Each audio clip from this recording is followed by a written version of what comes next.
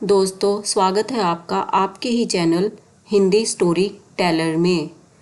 आशा है आप सब स्वस्थ होंगे।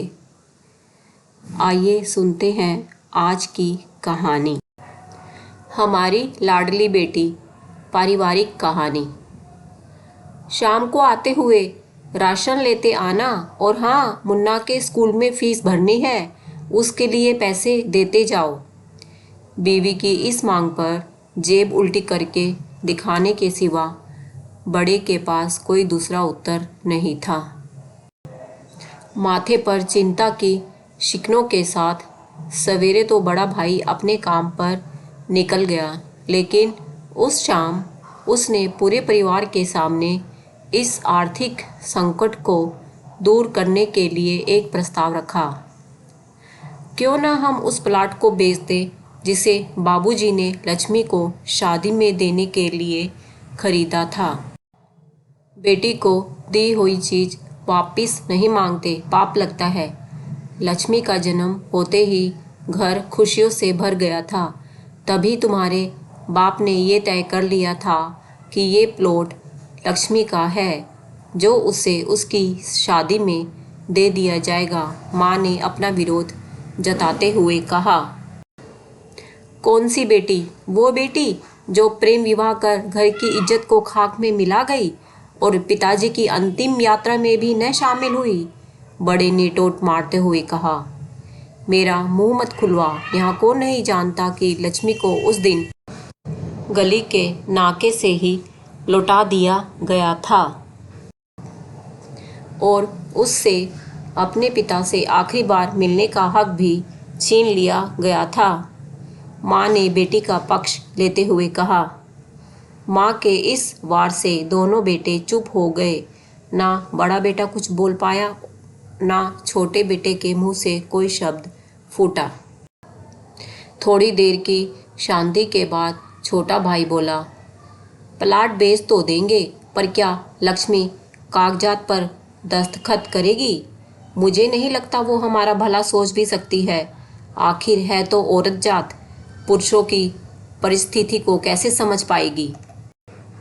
काफ़ी वाद विवाद और सोच विचार के बाद सब इस बात पर सहमत हुए और पड़ोस के मोहल्ले की लक्ष्मी की दोस्त को बोलकर लक्ष्मी को घर आने का न्योता दे दिया गया।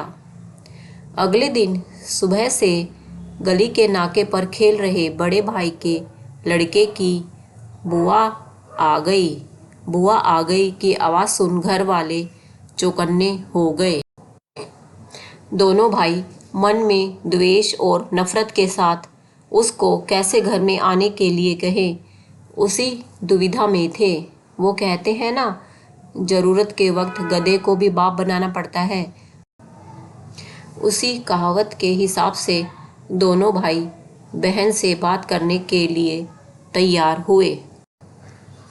दरवाजे पर जब बेटी और दामाद ने पूरे 7 साल बाद कदम रखा तो माँ की आंखें भर आई और दोनों को बड़े प्यार से घर के अंदर ले आई।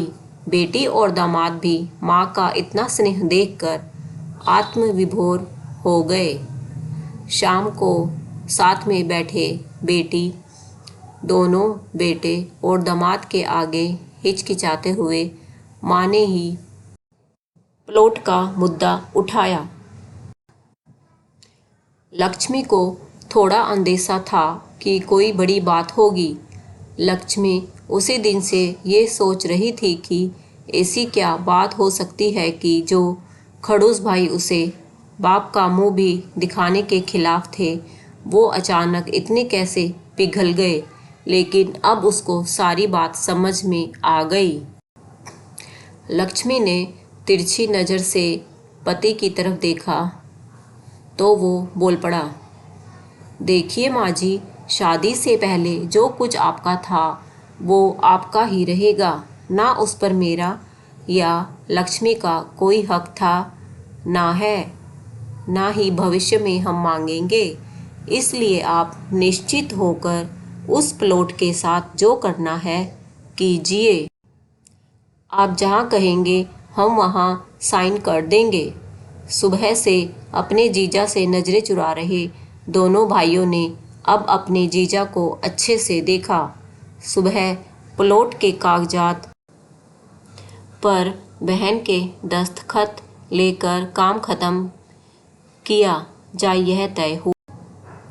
सब इस मीटिंग को ख़त्म कर उठ ही रहे थे कि टीवी पर अनाउंसमेंट हुआ कि आने वाले 21 दिनों तक देश में लॉकडाउन लगाया जा रहा है। लक्ष्मी के पति ने फ़ोन पर बात करने के बाद कहा, अब हम क्या करेंगे लक्ष्मी, कल की बस भी रद्द हो गई है और 21 दिनों तक कोई बस नहीं है, हम तो फंस गए।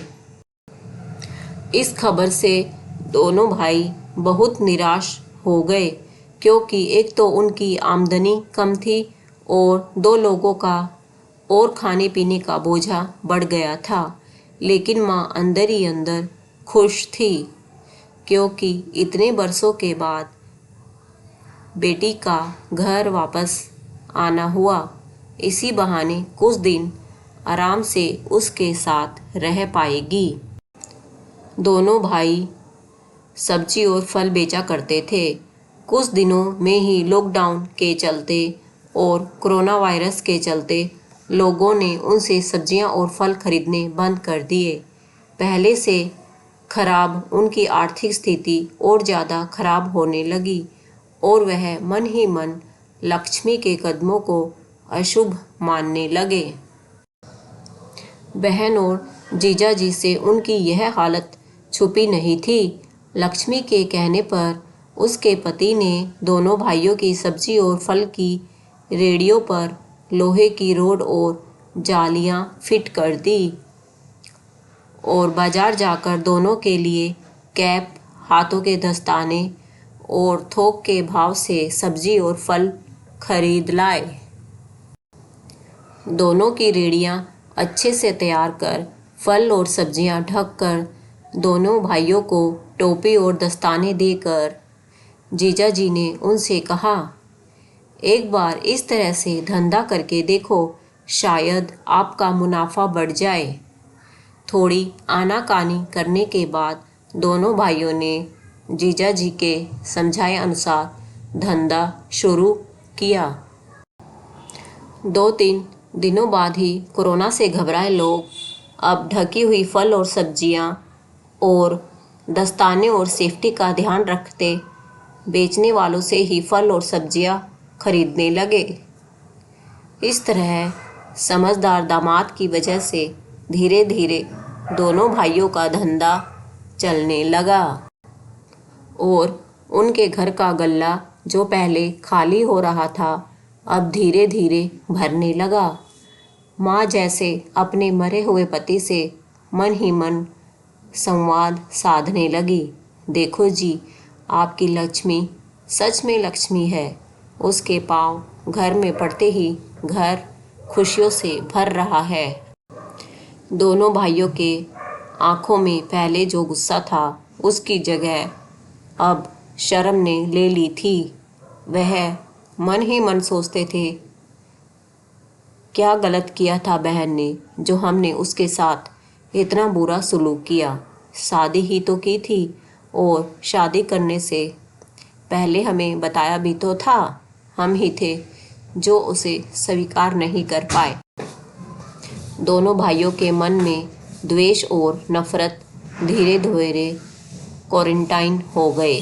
21 दिन बाद जब दीदी और जीजाजी प्लॉट के कागज पर साइन करने जाने लगे, तब दोनों भाइयों ने उन्हें रोक लिया और उनकी माफ़ी मांगते हुए वो पेपर्स उन्हें देते हुए बोले, शादी के वक्त हमने आपको कोई तोहफा तो दूर की बात है, आपका हक भी नहीं दिया, लेकिन अब इस प्लॉट को स्वीकार कर हमें प्रायश्चित करने का एक मौका दीजिए। सभी की आंखों में खुशी के आंसू आ गए और माँ ऊपर देखकर बोली, देखा आपकी लाडली ने आज फिर हमारा घर खुशियों से भर दिया।